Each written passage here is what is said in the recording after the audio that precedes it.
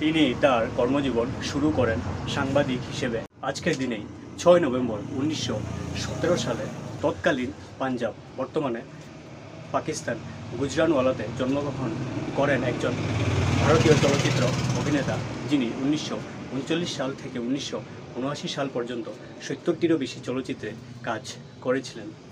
তিনি হলেন শ্রী করণ দেওয়ান। তিনি মূলত জুবলি স্টার নামে পরিচিত ছিলেন এবং ওনার অনেক সিনেমায় সিলভার জুবলি 25 সপ্তাহ ধরে প্রদর্শিত অর্জন করেছিল। তিনি তার কর্মজীবন শুরু করেন সাংবাদিক হিসেবে এবং পরে অভিনেতা, গায়ক এবং প্রযোজনা হিসেবেও কাজ করেন।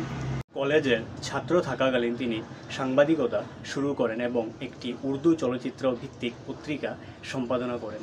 1939 সালে ওনার চলচ্চিত্রে অভিষেক ঘটে এবং তিনি পাঞ্জাবি ভাষার চলচ্চিত্রের মাধ্যমে এই জগতে প্রবেশ করেন। তিনি প্রায় 70টিরও বেশি চলচ্চিত্রে প্রধান চরিত্রে অভিনয় করেন এবং প্রায়শই গায়ক হিসেবেও পরিচিত ছিলেন। পাহাড়, দহেজ, মুসাফিরখানা এর মতো সফল চলচ্চিত্রগুলিতে তিনি অভিনয় করেন।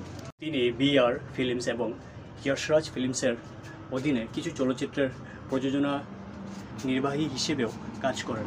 তিনি 1979 সালের 2 আগস্ট বোম্বেতে মারা যান। আজকের এই ভিডিওটি এতটুকুই ছিল।